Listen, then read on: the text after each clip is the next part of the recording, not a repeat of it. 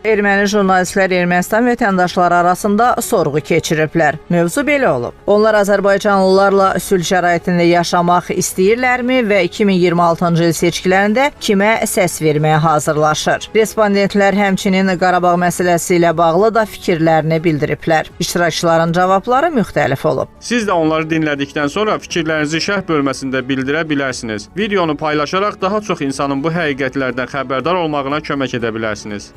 Ժամանակավոր չենք ճանաչում, այս ճանաչում ենք Ադրբեջանի կազմում։ Mən Qarabağın itirilməsinə necə yanaşıram? Müvəqqəti olaraq biz Qarabağı Azərbaycanın bir hissəsi hesab edirik. Amma Ermənistanın güclü dövlətə çevirmə imkanı yarananda biz onu yenidən qaytara biləcəyik. Bugün bizə sülh lazımdır ki, müdafiəni möhkəmləndirək və yeni əskər itkilərinə yol verməyək. Bir çoxları Ermənistanı tərk edir, çünki sərhəddə xidmət edib həyatlarını riskə atmaq istəmirlər.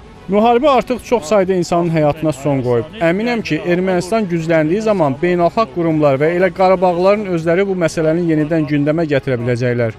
Məncə hər şey yaxşı olacaq. Ես կարծում եմ լավ կլինի։ Շատ ճիշտ ձևակերպեց պարոն Փաշինյանը, քանի որ Արցախի Cənab Paşinyan bu fikri çox düzgün şəkildə ifadə edib. Uzun illər ərzində bəzi insanlar hakimiyyətə gəlmək və cəmiyyəti aldatmaq üçün Qarabağ məsələsindən manipulyasiya vasitəsi kimi istifadə ediblər. Əvvəlcə biz köklərə baxmalıyıq. Qarabağ nə vaxtsa bizə məxsus olubmu? Milli özünü müəyyən etmə məsələsi isə artıq başqa mövzudur. Belə bir məsələni bu regionda qaldırmaq mümkün deyil. Biz elə bir sivil Avropa ərazisində yaşamırıq ki, bu cür təşəbbüslər müzakirə oluna bilsin. Özünü müəyyən etmək istəyirsinizsə, əgər bacarırsınız başqa ölkəyə gedin və orada bunu etməyə çalışın. Amma heç bir dövlət buna imkan verməz. Bu torpaq Azərbaycana məxsusdur. Sadəcə bir çoxları bu faktda manipulyasiya kimi istifadə ediblər.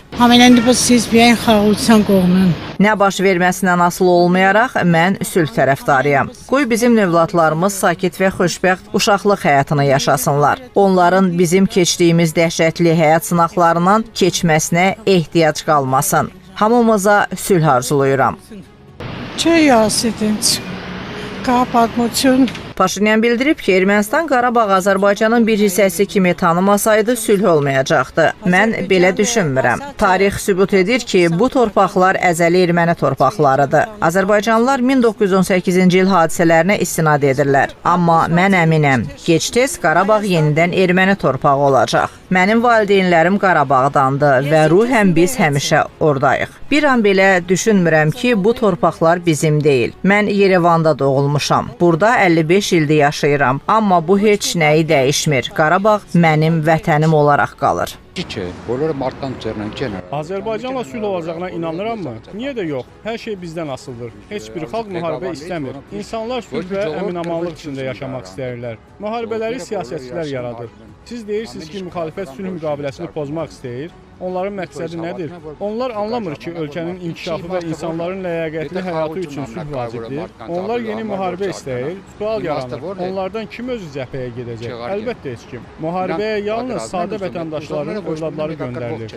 Biz nəyin bahasına olursa olsun sülhə nail olmalıyıq. Bizim hökumətimiz var və biz bu istiqamətdə onu dəstəkləməliyik. Hökumət sülh istəyir və Allah eləsin ki, biz buna nail olaq. Kanalımıza abunə olaraq bizə dəstək olun və hər gün ən yeni xəbərlərdən xəbərdar olun.